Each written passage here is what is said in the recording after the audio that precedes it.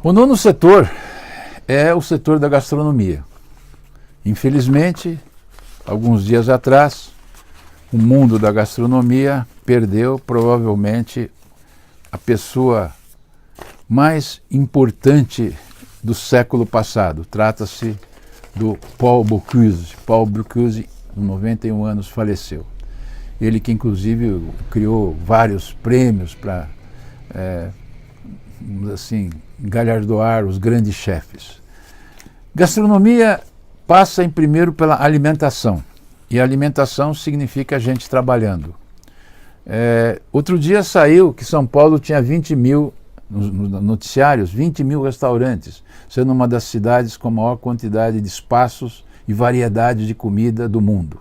Se a gente fizer assim uma prospecção para o Brasil, São Paulo tem 12 milhões de habitantes, o Brasil 208, 210, a gente chega a uma estimativa de que no Brasil existem cerca de 350 mil a 400 mil locais para se alimentar.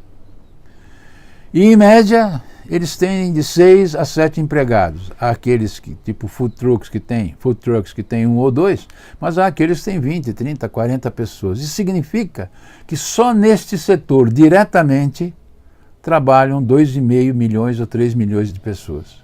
Não é por acaso que começou a haver verdadeira batalha em relação a chefes de cozinha, os que melhor cozinham. É claro que a maior parte das pessoas nem tem condições de ir em restaurantes famosos, como por exemplo do chefe Atala, que com o seu restaurante Dom, nos últimos anos tem ocupado a posição de um dos melhores do mundo, entre 50 classificados, tendo já ficado até em 7º lugar.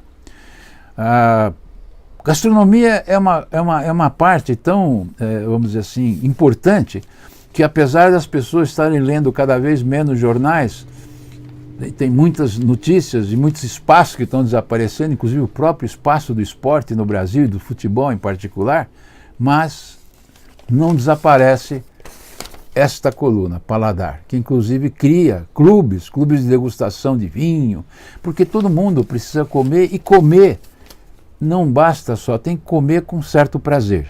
Então a empregabilidade realmente é muito grande nesse setor e, como nunca, talvez até com o surgimento dos primeiros programas de televisão, tipo Masterchef, a profissão de chefe e de auxiliar de chefe, e das pessoas que ficam na cozinha dos grandes restaurantes, passou a ser extremamente demandada e privilegiada.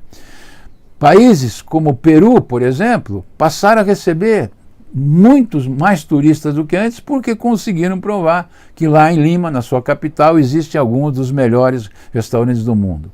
Em São Paulo, sabiamente, alguns dos grandes restaurantes passaram a oferecer almoços executivos com preços mais acessíveis, para que maior quantidade de pessoas pudesse ver como é que são apresentados e como é que são feitos os pratos especiais que esses restaurantes conseguem fazer e que os tornaram famosos.